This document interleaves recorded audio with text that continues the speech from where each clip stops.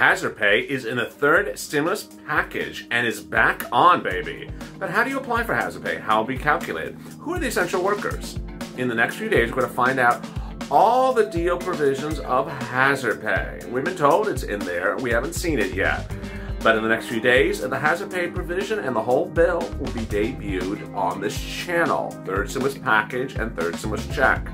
How do you calculate it? Is it $10,000? Is it $13 an hour from every hour you worked from the start of the pandemic to 60 days after it ends? Times the number of hours, whether it's full-time, part-time, and overtime? And who are the essential workers? And who applies? All those big, exciting details we're going to find out right away. I'm very excited for you. Let's get ready to rock and roll with a throwback video explaining how to get hazard pay in this overnight LALATE throwback video on the very, very highly anticipated hazard pay.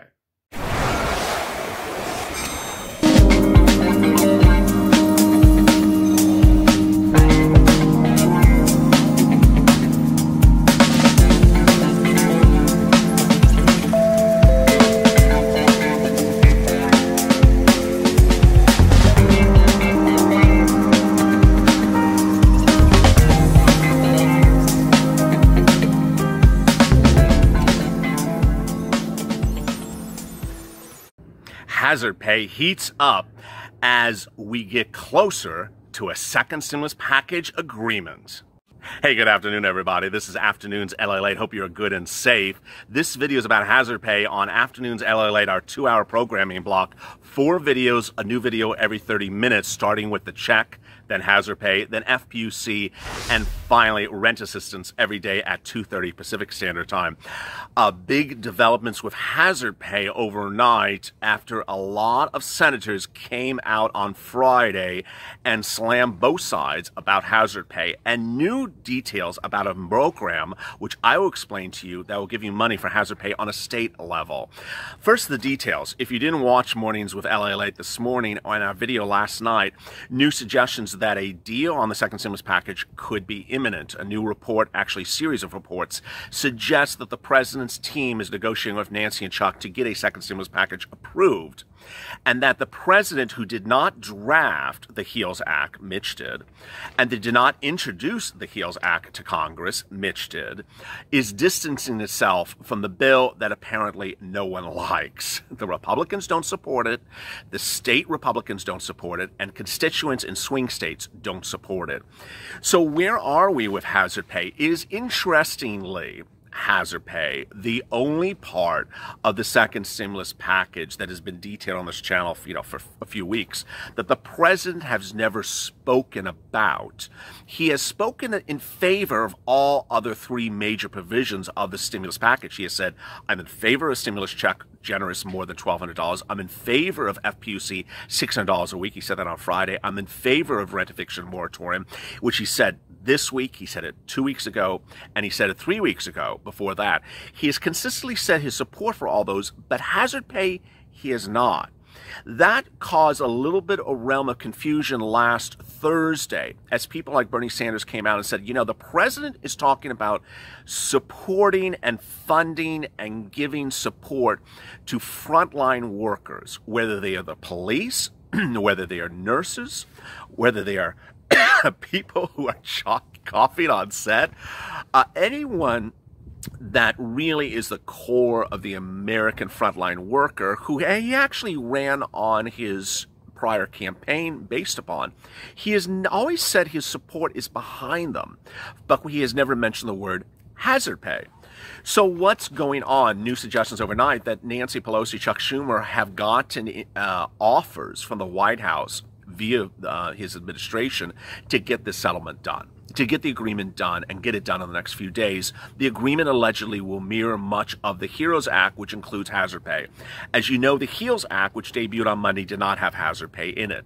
How does hazard pay work? What is the calculation? And why is there still some confusion about how it's going to be administered?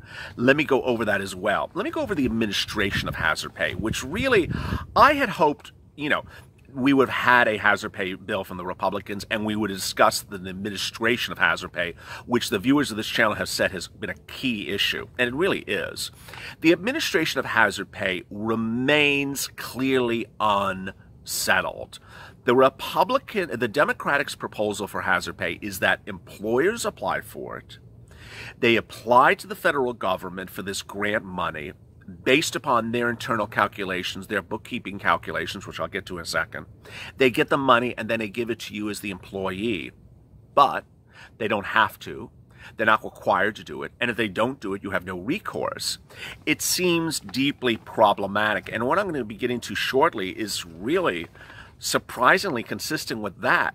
There's a new state program out of Pennsylvania for hazard pay, and they also say in the opening line to it, individuals are not eligible applicants for the hazard pay program. Applicants must be done through the employers. So what's going on here? Mitt Romney saw problems with this, as you did and I did. And Mitt Romney, who's of course a Republican out of Utah, and of course actually on Friday introduced his own stimulus package with Marco Rubio, several weeks ago, earlier, introduced another hazard pay bill that said, no, we're going to require employers to apply for you. That's going to be his mechanism. Employers must apply for you, and employers are compensated for applying for you. It sounds great. It solves the problem. The question is, as I see here on Saturday, I don't know what's going on with Mitt's bill. Is Mitt's bill going to be merged into the Democratic bill? Are the Democrats going to just get their version of hazard pay approved? And ultimately, what do you do if you don't see that money applied for by your employer? What's going to happen? It remains really unclear because it's a lot of money. It's upwards of $10,000. It's owed to you, or, you know, if the individual who was eligible for it has passed, the survivor isn't eligible for the money. It's a lot of money, and if they don't get it, what are you supposed to do about it? I don't know, and I don't know why Democrats wrote the bill as they did. They classified essential workers in the bill, which is a really big issue, and I want to touch on that. It's so important. What's great news about it is that they put it in the bill, and then they also say there's a mindset of this. The mindset is they say they don't want the bill to be restrictive. This is really great news. They want the essential worker classification to be broad, not narrow. They want more people to qualify for the $10,000, not less. So they clearly define certain groups and individual classes of persons working as essential workers. They are shippers, drivers, Uber, Lyft, warehouse, distribution, pharmacists, doctors, grocery stores, everyone in the grocery store, from the clerk to the back door to the shipper, anything from food delivery, anything that involves logistics. And then there's the gray areas, and that's a lot of the viewers of this channel and millions, tens of millions of Americans across the country. Anyone who worked during the pandemic, before the pandemic, or after or working to this day, Walmart, Costco, CVS, Target, Walgreens, Sam's Clubs. Those are the gray area people because they are clearly not grocery store Sam's Clubs. They're big box retailers, and they have pharmacies in them, but they're not pharmacies. So they have things in the business that qualify as essential places of work, but the business is not in the classification. So will the bill intend to comprise those essential workers? They're the gray area, but ultimately the employer doesn't apply for you. What's going to happen? Now, the calculation is relatively simple, and I've told you before, and it's even more important now. I really think, I did this check video earlier today, and I said, hey, start getting your non-filer on file. For hazard pay viewers, I'm telling you right now, start doing the hazard pay calculation. It's going to be relatively soon if this gets passed, so I want you to know how much you're owed. I don't want you to sit around and not know this number. It's based upon the following calculation, so pull out a pen and paper. Here we go.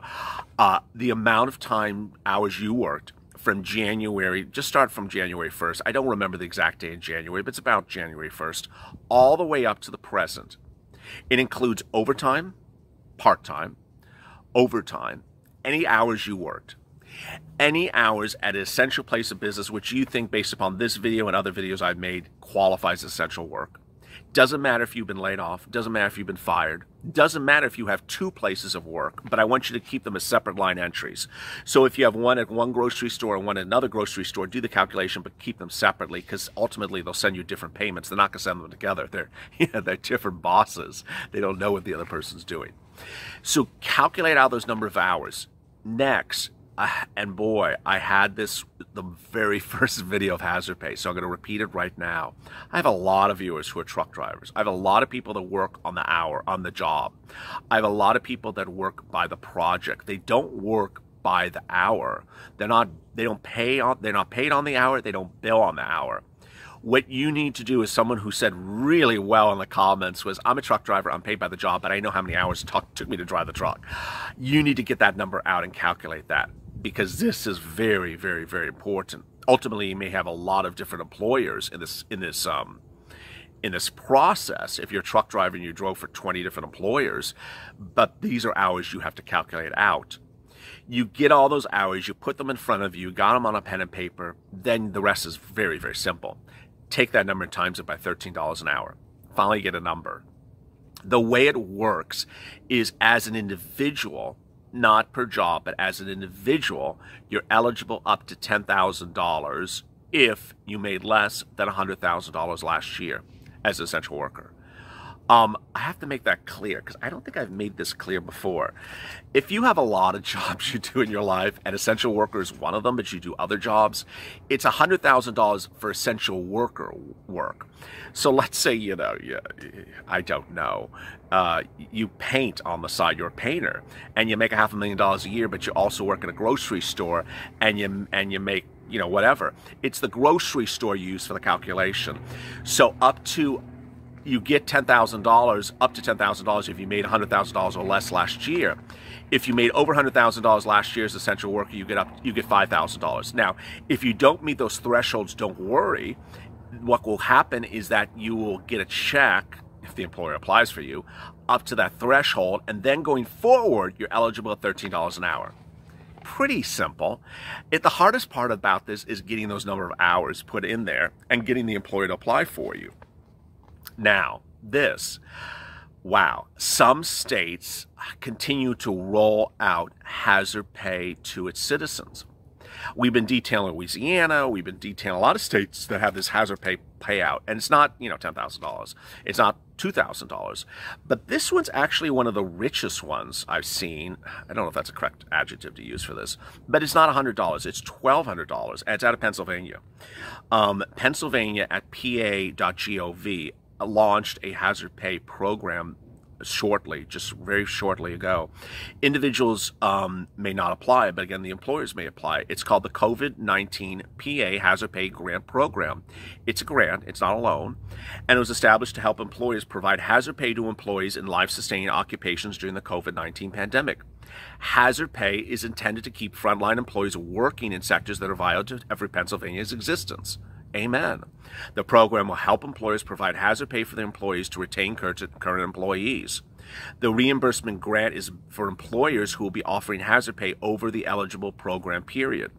So who's eligible for it? Businesses, healthcare, nonprofits, and public transportation agencies.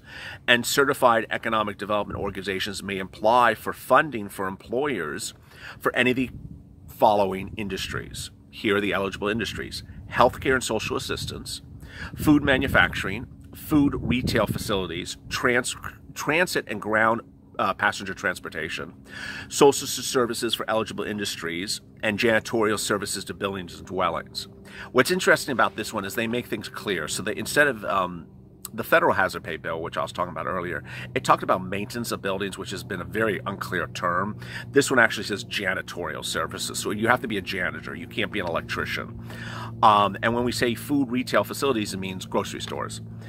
Additional details about eligible industries and employers can be found on the program. How much money do you get and how do you apply? So here we go. Applicants may apply for up to $1,200 per employee who are full-time interesting. So this one's not for part-time employees, it's for full-time.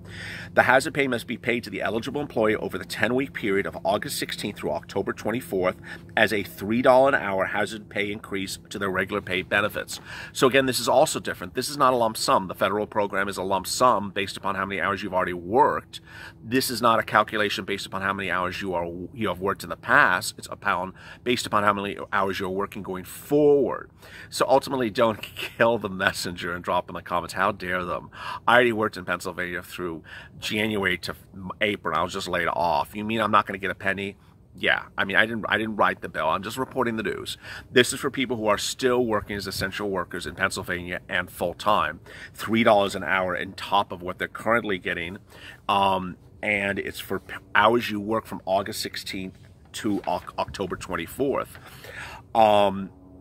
No employer may receive more than $3 million for the program, which, again, is also another limiting factor, basically saying, hey, if you got 20,000 employees that all qualify for hazard pay, we're going to cap how much hazard pay you're going to give to your employees. Really, really exciting news today. And it really, you know, it's just all changing by the minute. Someone asked me overnight, you haven't done any hazard pay videos in a few days. What's going on? The thumbnail has changed. Afternoons with LALATE is the thumbnail for this hazard pay video, which is always our second video of the afternoon, generally at about 3 p.m. Pacific Standard Time. Coming up next is FPUC, then rent assistance, and this evening around 7:30 is Evenings with LALATE, covering the check again and EIDL. As always, stay motivated, stay inspired, stay informed. Have a great Saturday, and stay on LALATE for more.